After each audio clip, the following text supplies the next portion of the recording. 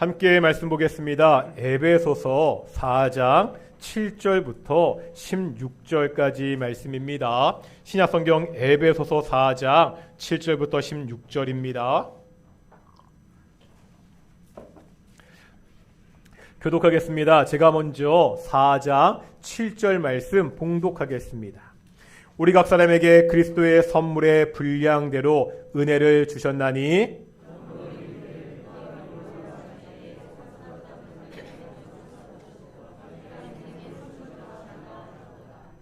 올라가셨다 하였은즉 땅 아래 낮은 곳으로 내리셨던 것이 아니면 무엇이냐?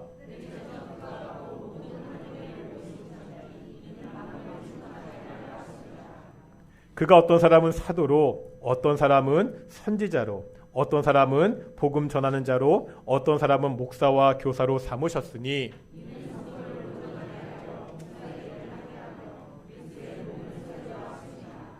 우리가 다 하나님의 아들을 믿는 것과 아는 일에 하나가 되어 온전한 사람을 이루어 그리스도의 장성한 분량이 충만한 데까지 이르리니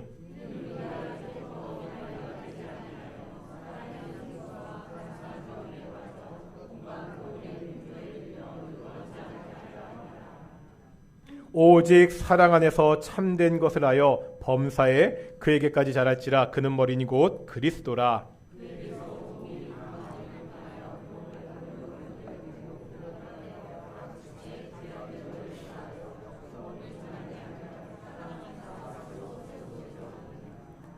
아멘. 이 시간 갈릴리 찬양대에 찬양으로 하나님께 영광 돌리시겠습니다.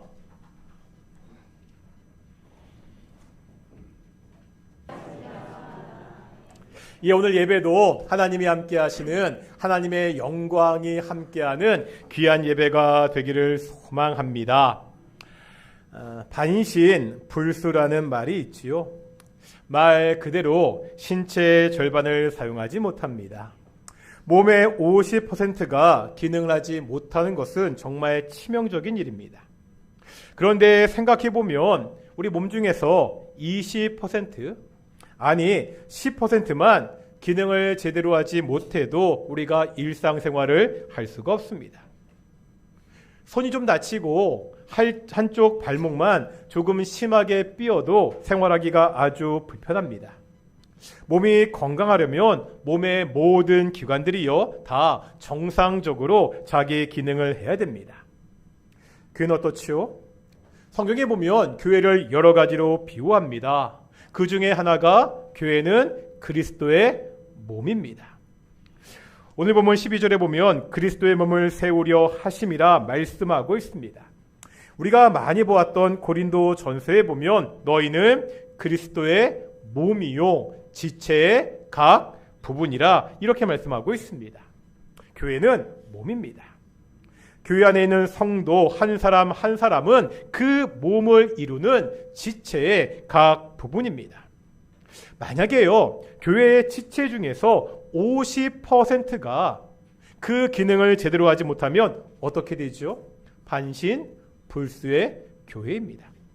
아니 교회의 지체 중에서 10%, 20%만 제대로 그 기능을 하지 못해도 그 교회는 건강한 교회가 아닙니다. 제가 사회학 용어 중에 20대 80이라는 개념을 말씀드린 적이 있습니다. 20대 80 어떤 뜻이죠? 어떠한 사회나 조직이나 상위 20%가 하위 80%를 지배하거나 이끌어간다는 말입니다. 이 개념이 굉장히 신통방통합니다. 많은 사회나 조직에서 적용이 됩니다. 교회에서도 이 개념을 가져다 쓰는 경우가 있습니다. 교회도 결국은 열심히 하는 사람 20%가 교회를 이끈다는 이야기입니다. 물론 교회 내에 핵심 멤버들은 있습니다. 이 핵심 멤버들의 역량을 키우는 것은 굉장히 중요합니다. 그렇다고 이 말이요 20%의 핵심 멤버만 교회를 하고 나머지는 방관자처럼 구경만 해도 된다는 말이 아닙니다. 사회나 세상 조직은 그럴 수 있습니다. 그렇게 해도 그럭저럭 잘 굴러갈 수 있습니다. 잘하는 사람에게, 될 만한 사람에게만 집중 투자하고 그 사람들을 중심으로 일을 해나가도 됩니다. 그런데요, 교회는 회사가 아닙니다. 단순히 조직이 아닙니다. 교회는 뭐라고요? 교회는 그리스도의 몸입니다. 다시 말하면 생명이 있는 유기체라는 거예요. 아니, 몸의 80%가 제대로 기능을 하지 못한다면 그 사람은 심각한 중환자입니다. 교회는 모든 성도들이 함께 사역해야 됩니다. 누구 하나 소외되어서도 안 됩니다. 그래야 건강합니다. 건강하게 성장할 수 있습니다. 오늘 본문을 보면 교회가 세워지고요, 성장하는 모습을 반복해서 말씀하고 있습니다. 함께 좀 볼 텐데요. 12절입니다. 12절 뭐라 말씀하고 있죠? 읽겠습니다. 시작. 아니, 여기 그냥 우리 앞에 나온 것만 읽어주시면 됩니다. 12절 읽겠습니다. 시작. 몸을 세운다 말씀하시죠. 다음은 13절입니다. 시작. 다음 15절입니다. 시작. 마지막 16절 읽어보겠습니다. 시작. 아멘. 잘하고 있죠. 교회는 단순히 사람들의 조직체가 아닙니다. 생명이 있는 그리스도의 몸입니다. 생명이 있는 것은 성장합니다. 성장하지 못하는 것은 둘 중에 하나입니다. 첫째, 생명이 없거나, 둘째, 생명이 있더라도 심각하게 병이 들었다는 말입니다. 그러면 어떻게 교회는 성장할 수 있죠? 이제 오늘 본문 16절 말씀입니다. 16절 말씀 다시 한번 읽어보겠습니다. 시작.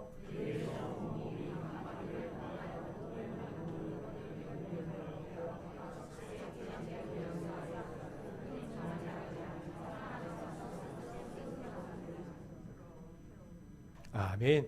이게 개역개정의 번역은 조금 복잡합니다. 이럴 때는 다른 번역을 보는 것이 좋습니다. 제가 이번에 현대인의 성경을 보여드리겠습니다. 한번 현대인의 성경을 읽어볼까요? 시작.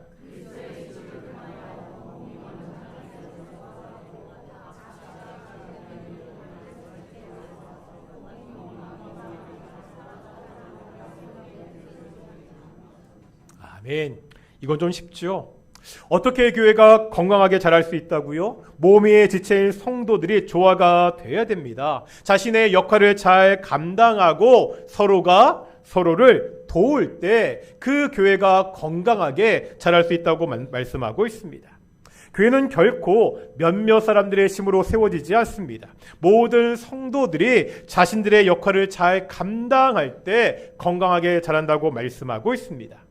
눈은요, 눈의 기능을 해야 됩니다. 손은 손의 기능을 해야 됩니다. 위는 자기의 기능을 해야 됩니다. 어느 지체 하나 그 기능을 하지 못하면 그 몸은 병든 몸이잖아요. 그 교회는 병든 교회입니다. 각 지체가 제 역할을 하기 위해서, 성도들이 자신의 역할을 제대로 하기 위해서 반드시 알아야 되는 것이 있습니다. 그게 오늘 본문 7절의 말씀입니다. 7절 말씀 읽어보겠습니다. 시작. 아멘. 여기에 보면 은혜라는 단어가 나오죠. 이거 먼저 봐야 됩니다. 에베소서 2장 8절 다 아시죠? 너희가 그 은혜를 인하여 믿음으로 말미암아 구원을 얻었나니. 여기 2장 8절에 나오는 은혜는 어떤 은혜죠?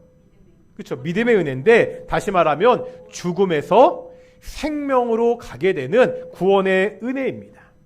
이 은혜는요, 예수님을 믿는 사람들에게 다 동일하게 주어집니다. 하지만 오늘 본문에서 말하는 은혜는 이 구원의 은혜가 아닙니다. 흔히 은사라고 불려집니다. 교회를 섬기기 위한 봉사의 은혜입니다. 이 봉사의 은혜는 어떻게 주어지죠? 지금 두 가지를 말씀하고 있는데요. 첫 번째, 누구에게 주어지죠? 각 사람입니다. 이 봉사의 은혜는 역시 구원의 은혜와 같이 예수님을 믿는 모든 사람, 각 사람에게 다 주어집니다. 모든 사람입니다. 예외는 없습니다. 공동체의 모든 사람들, 각 사람들에게 은혜, 은사를 주셨다고 말씀하고 있습니다. 하지만요, 그렇다고 이 말이 모든 사람에게 똑같은 은혜, 은사가 주어졌다는 말이 아닙니다. 두 번째로 보면 선물의 분량대로 주셨다고 말씀하고 있죠. 이 말을 이해하려면 우리 한번 이 7절을 이제 공동번역으로 읽어보겠습니다. 공동번역입니다. 읽겠습니다. 시작.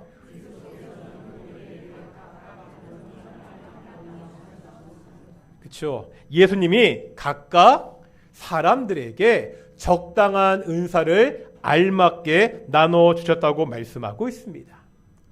은사가 다양하다는 것은 성경 여러 곳에서 말씀합니다.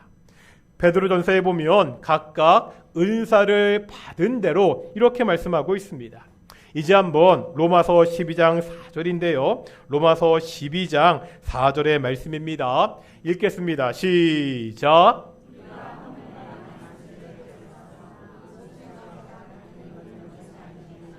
그렇죠. 지체들이 똑같은 역할을 하지 않는다는 거예요. 손은 손대로, 발은 발대로의 기능이 있습니다. 그 밑에 이제 6절 보겠습니다. 시작.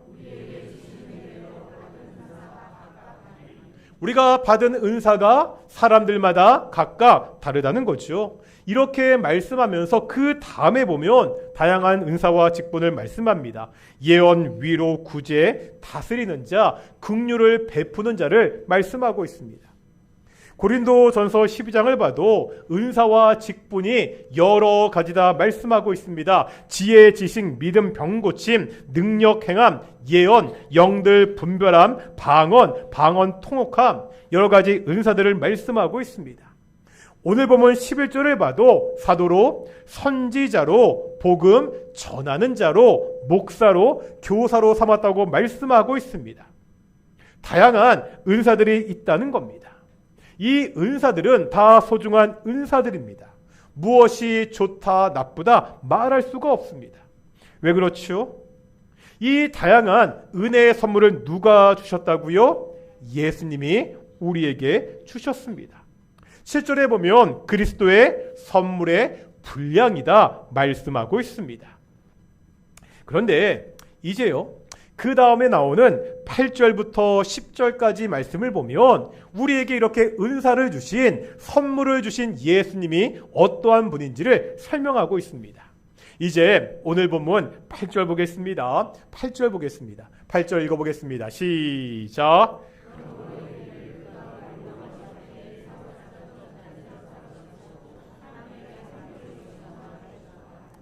여기 8절에 보면 이르기를 이렇게 나와 있잖아요. 이것은 다른 성경에서 그 말씀을 인용했다는 겁니다. 그 인용한 말씀이 밑에 있는 시편 68편 18절의 말씀입니다. 읽어보겠습니다. 시작.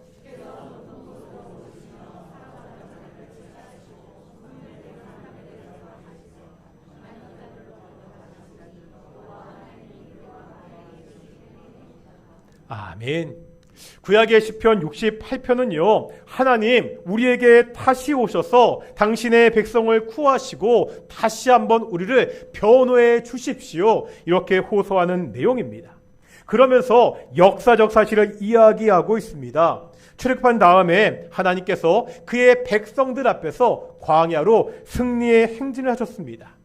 17절에 보면 그 다음 하나님이 자신의 산, 자신의 성소 시내산에 오르게 됩니다. 지금 바울이 인용한 말씀은 바로 이때 하나님이 산에 오르실 때 그 잡힌 자들을 취하시고 사람들에게 선물을 주셨다, 이렇게 말씀하고 있습니다. 물론 시편에는 선물을 주셨다는 표현은 없고 선물을 받았다는 표현만 나옵니다.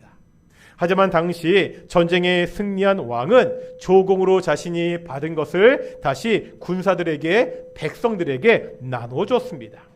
하나님이 전쟁에서 승리하시고 조공을 받고 다시 사람들에게 그것을 선물로 나누어 주셨다는 그러한 말씀입니다. 지금 바울이요, 시편의 이 장면을 예수님께 적용하는 것은 의미가 있습니다. 예수님은 어떤 분이시죠? 예수님은 십자가와 부활을 통해서 사단과의 전쟁에서 승리하셨습니다. 그리고 승천하셔서 지금 하나님 보호자 우편에 앉아 계십니다. 시편에서 승리하시는 그 왕의 모습이 이제 예수님을 통해서 완전히 성취가 되었습니다. 우리에게 선물을 주시는 예수님은 승리의 왕이십니다. 그 승리의 왕께서 그 승리의 전리품을 이제 우리에게 나누어 주신다고 말씀하고 있습니다. 바울은 계속해서요 9절과 10절을 통해 이 예수님에 대해서 조금 더 설명하고 있습니다. 우리 9절과 10절 보겠습니다. 9절과 10절 같이 읽겠습니다. 시작.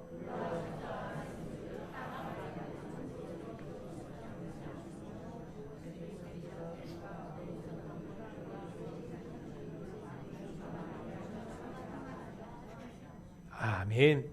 8절에 보니까 예수님이 올라가셨다고 이야기했죠. 이제 9절에 보면 예수님이 올라가셨다는 말은 먼저 예수님이 내려오셨다는 것을 전제로 합니다. 무슨 사건이죠? 예수님의 성육신 사건입니다.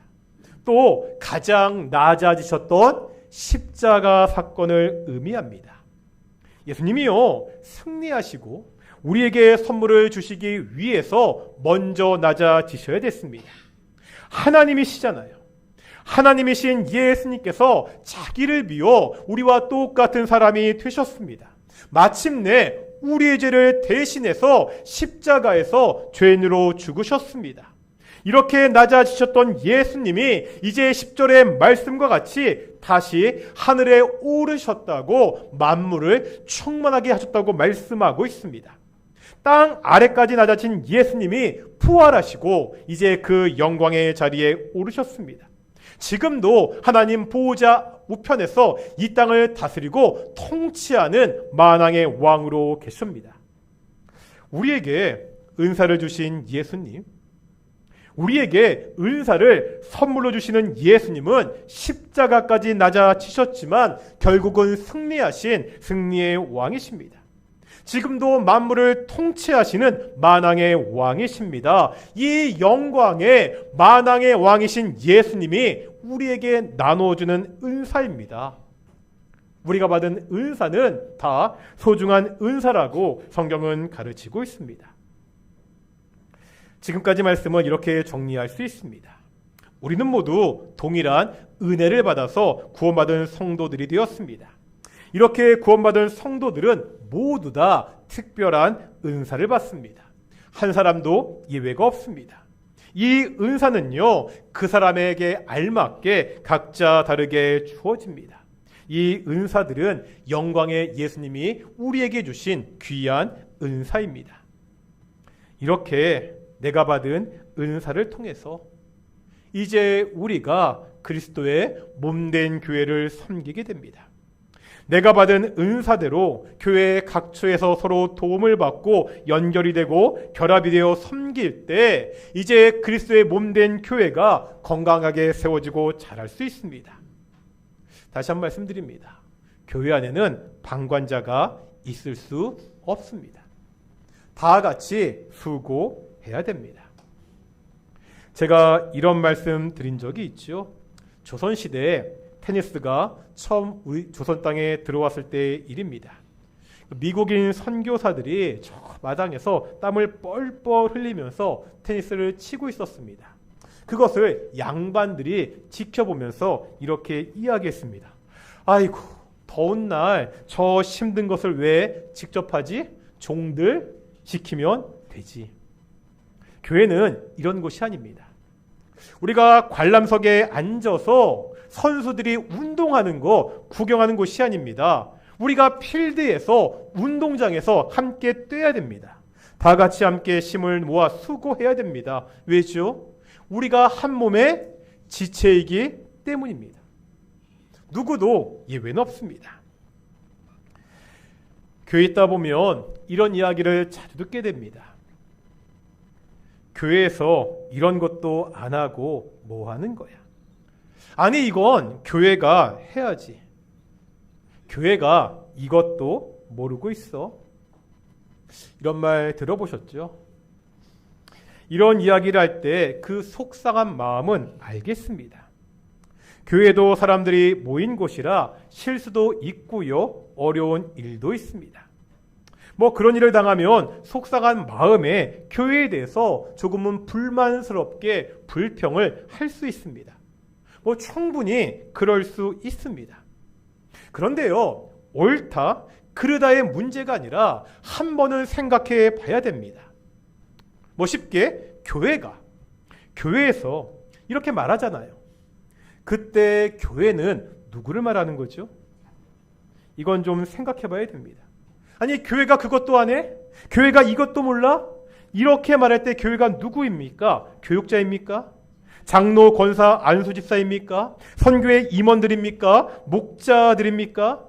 물론 교육자들은 교회를 섬기라고 세워진 사람들입니다. 장로님, 권사님, 안수, 집사님도 역시 교회를 섬기라고 세워진 사람들입니다. 임원들, 그 목자들도 섬기는 자리입니다. 하지만 이 말이 다른 사람들은 관람석에만 앉아 있으라는 말은 아닙니다. 교회는요, 국가가 아닙니다. 우리가 국가에 세금 내잖아요. 우리가 낸 세금을 통해서 국가가 운영이 됩니다. 그러기에 모든 국민은 국가에게 정당한 대우를 요구할 권리가 있습니다. 우리가 필요한 서비스를 국가에서 당당하게 받을 수 있습니다. 교회는 국가가 아닙니다.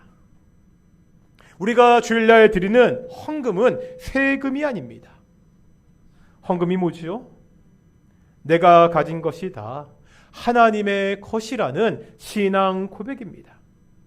교회는요, 내가 헌금을 내고 내가 돈을 내고 거기에 합당한 서비스를 받는 곳이 아닙니다. 교회는 서로가 서로에게 서비스를 하는 곳입니다. 갈라디아서 5장과 6장에 보면 오직 믿음으로, 오직 은혜로 구원을 받은 성도들이 어떻게 살아야 되는지를 말씀합니다. 그런데 여기 보면 반복해서 강조하는 말이 있습니다. 5장 13절 하반절인데요. 5장 13절 하반절 읽겠습니다. 시작. 이제 6장 2절 상반절입니다. 시작. 뭐라 말씀하시죠? 서로가 서로에게 종노릇 하라고 말씀하고 있습니다. 너희가 짐을 서로 지라고 말씀하고 있습니다. 이것이 한몸된 교회의 모습입니다. 이것이 그리스도의 장성한 분량에까지 자라가는 교회의 모습이라는 것을 성경은 우리에게 가르치고 있습니다.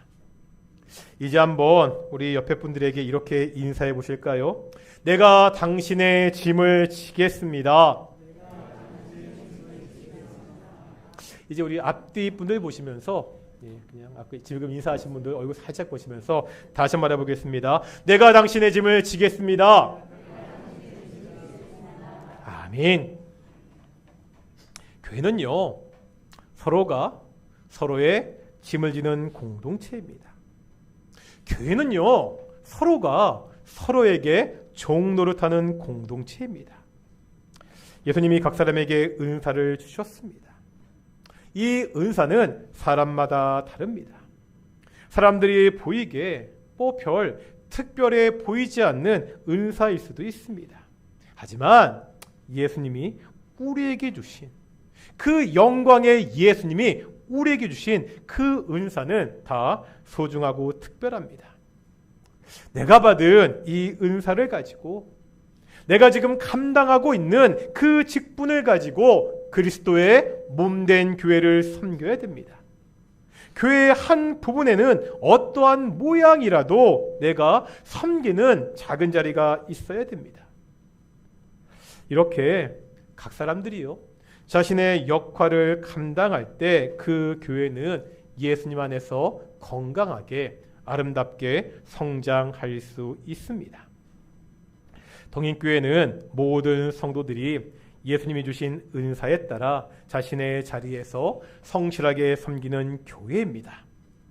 동인교회는요, 서로가 서로의 짐을 지는 교회입니다. 동인교회는 서로가 서로에게 종노릇하는 교회입니다.